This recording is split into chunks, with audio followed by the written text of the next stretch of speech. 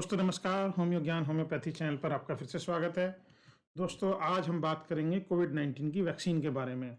दोस्तों ये कहा जा रहा है और कंपनियां क्लेम कर रही हैं, सरकारें क्लेम कर रही हैं कि नियर फ्यूचर में बहुत जल्दी कोविड की वैक्सीन आने वाली है और इस वैक्सीन का इंतजार आपको भी है, हमको भी है और सभी को है। अगर वैक्सीन सक्सेसफुल वैक्सीन आ जाती है तो कोरोना वायरस से इस दुनिया को निजात मिल सकती है और जितनी भी इकोनॉमी कोरोना वायरस की वजह से काम नहीं कर रही है अच्छे से, वो इकोनॉमी वापस आ सकती है, लोगों के रोजगार वापस आ सकते हैं। ये बड़ी विषम परिस्थिति है कोरोना की। लेकिन जो कोरोना वायरस की वैक्सीन है, इस पर भी बहुत सारे क्वेश्चन उठने लगे हैं और बहुत सारे एक्सपर्ट्स की राय है कि शायद कोरोना वायरस की कोई इफेक्टिव वैक्सीन बने ही ना, वो ढंग से काम ही ना करें। तो ऐसा क्या है, हमने काफ़ी सारे एनालिसिस किए हैं बीइंग ए होम्योपैथिक चैनल, और आपको हम बताएंगे कि क्यों ऐसा हो सकता है कि कोरोना वायरस की जो वैक्सीन इफेक्टिव आई ही ना, और आ भी गए तो इतने इफेक्टिव तरीके से काम ना करें। तो ये अपने आप में ऐसा क्यों है, उसके कुछ तथ्य हैं, कुछ फैक्ट्स हैं, वो हम आपके साथ डिस्कस करेंगे। दोस्तों जो पहला फैक्ट है वो खुद में WHO का एक कोरोना वायरस एक्सपर्ट हैं, वो बोल रहे हैं, डॉक्टर डेविड नेबेरो। डॉक्टर डेविड नेबेरो जो है बहुत पुराने रिसर्चिस्ट हैं और बहुत ही जाने माने डॉक्टर हैं। उनका कहना है कि हो सकता है कि इसकी कोई इफेक्टिव वैक्सीन बने ही ना, और वो ये भी संदेह जाहिर कर रहे हैं कि इन वर्स्ट केस पॉसिबिलिटी ये भी है कि शायद कोई डेवलप ही ना हो, कभी डेवलप ना हो कोरोना वायरस की जो वैक्सीन है। ये तो WHO के एक्सपर्ट कह रहे हैं। दूसरा, आप बिजनेस टुडे की न्यूज देखो, उसमें मॉडर्ना नाम की जो कंपनी है वो ये क्लेम कर रही है कि हम जो है 2021 तक डिस्ट्रीब्यूशन वाली स्टेज में आ जाएंगे, यानी कि हम वैक्सीन डेवलप कर लेंगे, प्रोडक्शन में ले आएंगे, 2021 तक लोगों को देना शुरू कर देंगे, लोगों को इंजेक्ट करना शुरू कर देंगे।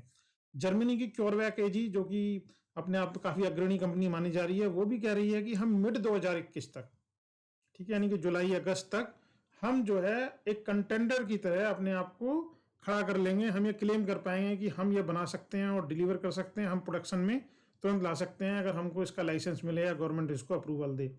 तो ये माना जा रहा है। अगर इनकी क्लेम की भी बात करें, कंपनी के जो कि बड़े ही अच्छे तरीके से क्लेम कर रहे हैं, तब भी मिनिमम 1 से 1.5 साल इस वैक्सीन को आने में लगेगा, मार्केट में आने में लगेगा ही लगेगा। पर अगेन ये एक बहुत बड़ा क्वेश्चन है कि ये उतनी तरीके से काम करेगी या नहीं करेगी। इवन जो WHO है, WHO के चीफ साइंटिस्ट हैं, वो ये उम्मीद कर रहे हैं कि दिसंबर 2021 तक, दिसंबर 2021 यानी कि अब से 1.5 साल बाद 2 बिलियन डोज जो है वो रेडी हो जाएंगी और 2 बिलियन डोज जो है देने के लिए तैयार होंगे। तो ये एक ऑप्टिमिस्टिक है, बट प्रॉब्लम ये है कि 100 से ज्यादा जो वैक्सीन अंडर ट्रायल हैं, लेकिन अभी तक ये आंसर नहीं मिला है क्या वाकई में ये इफेक्टिव तरीके से काम करेगी। वैक्सीन बनाने की तैयारी हो रही है। WHO का जब खुद का साइंटिस्ट ये क्लेम करे कि ये इफेक्टिव नहीं हो सकती या कम इफेक्टिव होगी या फ्यूचर में कोई वैक्सीन ना बने, तो इसके बहुत बड़े मायने हो जाते हैं। दोस्तों ये हमें समझने की जरूरत है कि ऐसा वो क्यों बोल रहे हैं। क्या वाकई में जो है कोरोना की वैक्सीन नियर फ्यूचर में नहीं मिलेगी? इसको सत्य को जांचने की जरूरत है। दोस्तों सबसे पहले वायरस को ही समझिए। वायरस अपने आप में उसकी एनाटॉमी ऐसी होती है, आप अगर ध्यान से समझें कि जो हमारा जो कोल्ड का वायरस होता है, जो हर साल हमको 2 बार लग जाता है, शरीर में 2 बार लग जाता है, अमूमन सब पब्लिक को लगता है। अगर हम बात करें उस कोरोना वायरस की, तो जो नॉर्मल वायरस की, जो कि कोल्ड वायरस है, जब वो लगता है तो हमारे बॉडी में उसके लिए एंटीबॉडी बन जाती है। ध्यान से समझिएगा, हमें लगता है तो एंटीबॉडी बन जाती है, हमारा इम्यून सिस्टम उसको डिफीट कर देता है। इस हिसाब से वो वायरस हमको दोबारा लगना ही नहीं चाहिए, लेकिन 6 महीने बाद वो वापस से लग जाता है। उसकी वजह यह है कि वायरस अपने आप को रैपिडली चेंज करता रहता है। तो रैपिडली चेंज करने से होता यह है कि हमारे इम्यून सिस्टम के लिए हर बार एक नया जैसा वायरस होता है वो, तो हमारा इम्यून सिस्टम दोबारा से उससे लड़ता है। लेकिन वो वायरस इतना डेडली नहीं है जितना कि कोरोना वायरस है। कोरोना वायरस के केस में आप समझिए, जब ओरिजिनल वायरस होता है, कोई भी RNA बेस्ड वायरस जो ओरिजिनल वायरस होता है, वो कुछ दिनों बाद, कुछ महीने बाद अपना स्वरूप चेंज कर लेता है, अपना कोड चेंज कर लेता है। तो एक तरह से उसे कह सकते हैं कि टाइप 2 वायरस हो गया वो उस ओरिजिनल वायरस का।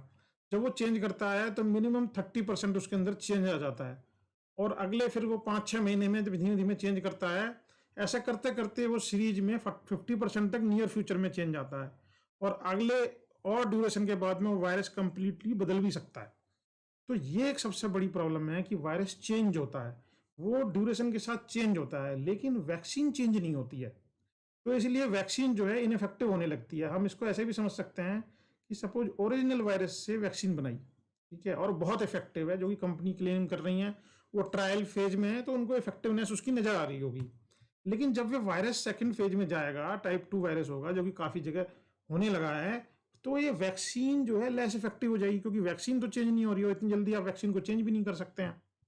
और जब ये वायरस जो है टाइप 3 टाइप का हो जाएगा, तब वही वैक्सीन जो ओरिजिनल वायरस से बनाई गई थी, वो वहां पहुंचते पहुंचते उसका पैटर्न वायरस का इतना चेंज हो जाता है कि वो जो ओरिजिनल वैक्सीन होती है पूरी तरह से इनइफेक्टिव हो सकती है। पूरी तरह से इनइफेक्टिव का मतलब ये है कि अगर वो केवल 30% काम कर रही है, तो एक तरह से वो नहीं कर रही है। तो काफ़ी ज़्यादा इफेक्ट जो है, वो जो वैक्सीन का होना चाहिए वायरस पे, वो नहीं होता है दोस्तों। तो वेरी लेस इफेक्टिव हो जाती है। यही एक वजह है जिसके वजह से WHO के चीफ साइंटिस्ट भी ये बोल रहे हैं कि भैया इसकी वैक्सीन जो है बनाना मुश्किल है, और हो सकता है इसकी वैक्सीन बने ही ना। अब ये बुरी खबर है, अगर ऐसा होगा ही नहीं, वैक्सीन बनेगी नहीं, तो व्हाट टू डू, अब करें क्या। तो दोस्तों आप सभी जानते हैं कि इस केस में आपका इम्यून सिस्टम जो है वो रोल प्ले करता है। जिनका इम्यून सिस्टम अच्छा है उनको कुछ नहीं हो रहा है इस वायरस से। इसका मतलब क्या है, सिंपल सा, बूस्ट योर इम्यून सिस्टम। अपना इम्यून सिस्टम आप बूस्ट कीजिए। अगर आप वो बूस्ट कर लेते हैं तो आपका वायरस से कुछ नहीं बिगाड़ सकता। और आपकी इम्यूनिटी ही है जो आपको कोरोना जैसे वायरस से बचाएगी। और इम्यूनिटी अगर बिल्ड हो जाती है तो आपकी बॉडी खुद ही वैक्सीन बना लेगी उसके खिलाफ में। यानी कि जब आपको लगेगा आपकी एंटीबॉडी जनरेट होगी तो आप वैक्सीनेट अपने आप ही होने लगेंगे। तो अब करें क्या, इम्यूनिटी कैसे बढ़ाएं। हमारा ये चैनल होम्योपैथिक का है, होम्योपैथिक के बारे में बताते हैं। आप हमारे कार्ड में ऊपर देख लीजिए, हमने दिया हुआ है लिंक आपको, क्योंकि हमने एक इम्यूनिटी की बहुत बढ़िया वीडियो बनाया है जिससे आपकी इम्यूनिटी बूस्ट हो जाती है। तो आप उसे क्लिक कीजिए, वो देख लीजिए। एंड स्क्रीन में ही पड़ा हो, वहां से देख सकते हैं, और डिस्क्रिप्शन में भी हम डाल देंगे, वहां से भी जाकर के आप उस इम्यूनिटी बूस्टर के वीडियो को हमारे को देख सकते हैं। इसके अलावा आयुर्वेद में आयुष काढ़ा आता है, वो भी ले सकते हैं। और दूसरी घरेलू चीजें हैं, उनसे भी आपकी इम्यूनिटी बूस्ट हो सकती है। तो दोस्तों इम्यूनिटी बूस्ट करें और अपने आप को बचाएं।